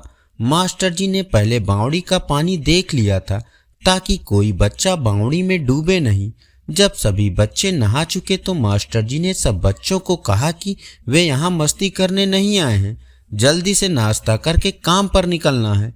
बंदरों ने देखा कि बच्चे कपड़े पहनकर शीशे के आगे कंघी कर रहे थे। शीशे के लिए बच्चों में झगड़ा हो रहा था। बंदर ने सोचा कि क्या वे कभी शीशे के आगे बाल बना सकते हैं। सारे बंदर मनमसोस कर रह गए। पापा ने देखा चीनू आंखें झपक रही है पर कान सुनने में लगे हैं। पापा करवट बदल कर लेटे तो चीनू को भी गहरी नींद आकर घेर लिया। पापा को पता था चीनू जाते ही कहेगी, फिर क्या हुआ? उन्होंने खाना खाकर चीनू को चॉकलेट देकर कहा, चीनू आज मैं बड़ा थका हुआ हूँ, कहानी कल सुनाऊंगा। चीनू ने गुस्से के मारे चॉकलेट फेंक दी और रोने लगी। पापा ने कहा, चलो चीनू नंदनी के जंगल में। चीनू खिलखिलाकर हंस पड़ी और अपनी चॉकलेट उठाकर खाने लगी। जब बच्चे तैयार हो गए तो मास्टर जी उन्हें नंदनी के आसपास के गांव में लोगों से बात करने के लिए ले गए। तंबुओं में खाना बनाने वाले और 2-4 लड़के पीछे रह गए। इन सब के जाते ही बंदर वृक्षों से नीचे उतर आए और चोरी से तंबू के भीतर जाकर कंघी और शीशा उठा लाए और जंगल में एक पेड़ के नीचे जाकर शीशा देखना शुरू किया।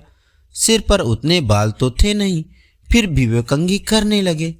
चीनू ने पूछा, पापा क्या सुंदर भी अपने बाल संवार रहा था?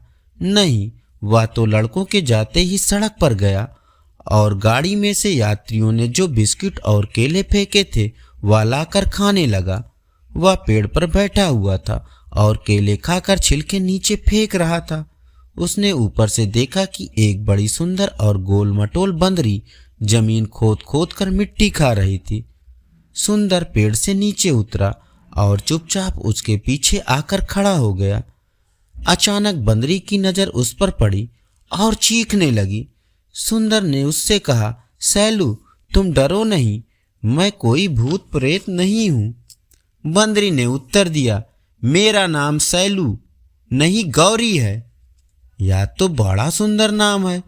तुम गौरी मिट्टी क्यों खा रही हो? ये लो बिस्कुट और केले, सारे ही खा लो।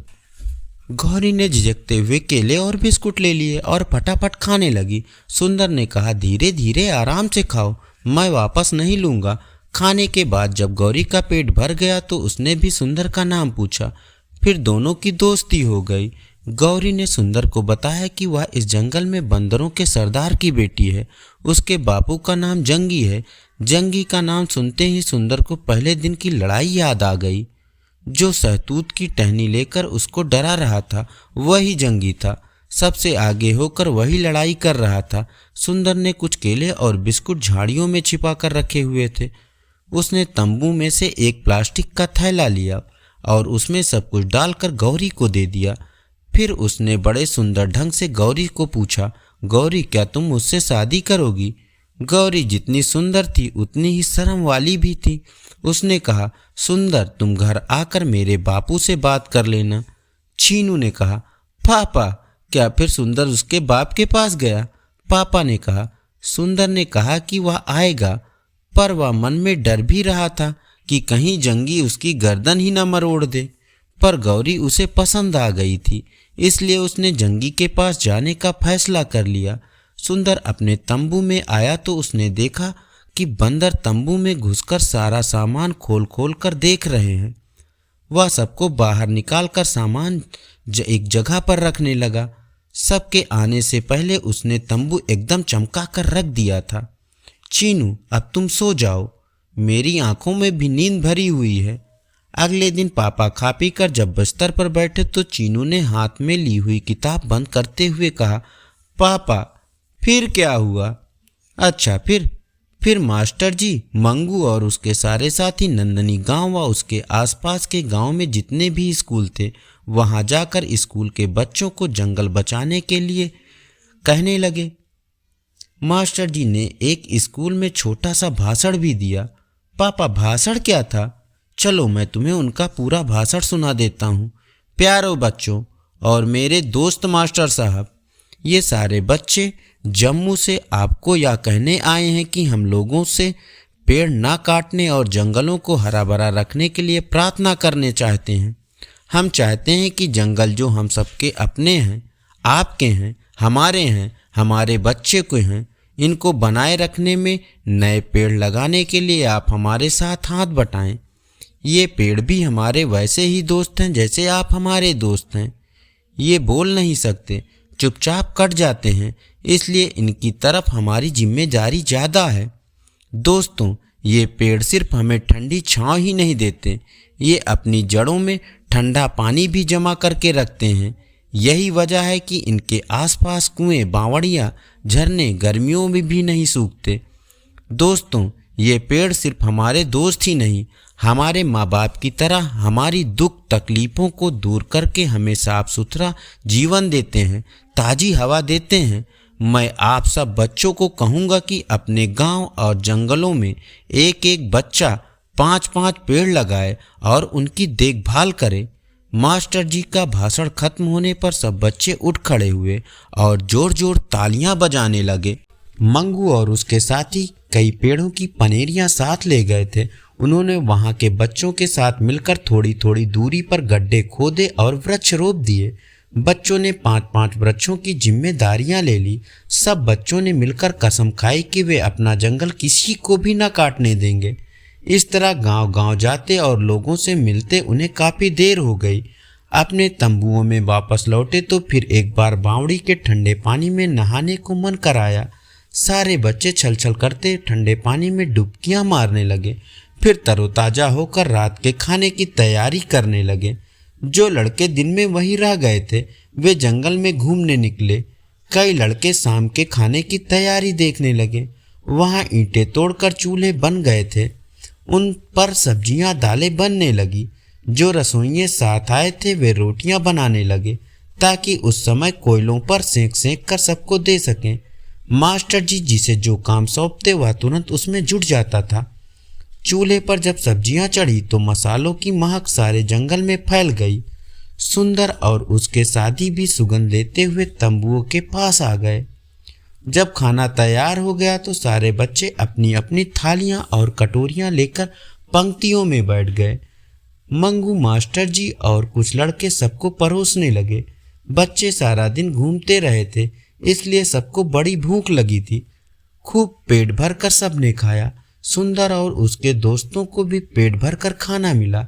खाना खाने के बाद सारे बच्चे झरने पर जाकर कुल्ला करने लगे। उनकी देखा देखी बंदरों ने भी कुल्ला किया और पेड़ों की टहनियों पर जाकर सो गए। सुंदर मंगू के साथ ही लेट गया। सोने से पहले उसने मंगू को गौरी के साथ मिलने की बात बताई। सुंदर ने जानना चाहा कि वह गौरी के बाप जंगी के साथ कैसे मिले और शादी की बात कैसे करे। सुंदर जब गौरी की बात कर रहा था तब सारे बच्चे उसकी बात सुनने के लिए मंगू के पास ही आ गए थे। जब मास्टर जी ने देखा कि सब मंगू के पास बातें सुन रहे हैं तो उन्होंने सबको गुस्सा किया और सो जाने को कहा। सारे बच्चे अपने अपने बिस्तर में दुबक गए। अगले दिन उन्होंने फिर कई गांवों में जाना था। पापा, जंगल में उनको डर नहीं लगा? नहीं चीनू, एक तो जंगल का वह हिस्सा सड़क के पास था, फिर दुकानें भी थी, उनके पीछे घर भी थे। उन सबको भी पता था कि ये बच्चे यहाँ क्यों आए हैं। मास्टर जी ने सब बच्चों से कह दिया था, 2-2 लालटेन हर तंबू में जल रहे हैं। अगर किसी को कोई कीड़ा दिखाई दे या काटे तो फौरन बता दे। क्या मास्टर जी कोई दवाई लेकर गए थे? चीनू ने पूछा। पापा ने कहा, हाँ चीनू, दवाइयाँ उनके पास थी। वहाँ बिच्छू या सांप भी हो सकते थे, पर मास्टर जी ने तंबुओं के चारों तरफ दवाई डलवा दी थी जिससे कोई जहरीला कीड़ा अंदर ना आए। ओ पापा, मास्टर जी कितने सयाने थे। हाँ चीनू, मास्टर जी भी तंबू के अंदर सो गए। अब मैं भी सो रहा हूँ। अगले दिन पापा बिस्तर पर लेटे तो चीनू ने पूछा, पापा, क्या सुंदर गौरी के बापू को मिलने नहीं गया? हाँ चीनू, गया ना, उसने गौरी से शादी जो करनी थी। पापा ने देखा कि सवाल करने के बाद चीनू की आंख लग गई थी। पापा ने शुक्र किया और वे भी सो गए। चीनू को एक सपना आ रहा था। नंदनी के जंगल में छोटे छोटे बंदर चीनू को वहां आने के लिए बुला रहे थे। उसने सपने में देखा कि सुंदर और गौरी की शादी हो गई है। गौरी ने एक बहुत सुंदर बच्चा अपने सीने से लगाया हुआ है। सुंदर बड़ा और मोटा हो गया है। सुंदर को सबने अपनी टोली का मुखिया बना दिया है। नंदनी के जंगल बहुत बड़े बड़े और घने पेड़ हो गए हैं। चारों तरफ से ठंडी हवाएं आ रही हैं। जंगल में जहाँ जहाँ बावड़ियाँ सूख गई थी उनमें पानी छलछल छलछल बह रहा है। कुएं मुंह तक भरे हुए हैं। जंगल में हर तरह के जंगली फल हैं। छोटे छोटे बंदर टहनियों पर चढ़कर खूब फल खा रहे हैं। जब बेर के पेड़ पर चढ़े बंदर उसकी टहनियाँ हिलाते हैं तो कितने ही बेर नीचे गिरते हैं। कई छोटे बंदर नीचे से ही फल खा रहे हैं। अब कोई भी बंदर सड़क पर बसों से फेंके जाने वाले केलों या डबल रोटी का इंतजार नहीं करता। चीनू अपने सपने में देखती है कि एक बेरी की टहनी बेरों से लदी है। वह टहनी झुकी जा रही है। एक बंदर उस पर छलांग लगाता है तो टहनी टूट जाती है। जैसे ही बंदर जमीन पर गिरता है चीनू चीखने लगती है। सोए सोए ही वह पापा को आवाजें लगा रही है। पापा, पापा, फिर क्या हुआ? चीनू की आवाज गूंजती है। पापा, फिर क्या हुआ? पापा, फिर क्या हुआ? धन्यवाद। अभी आप सुन रहे थे ज्ञानेश्वर जी की लिखी उपन्यास फिर क्या हुआ।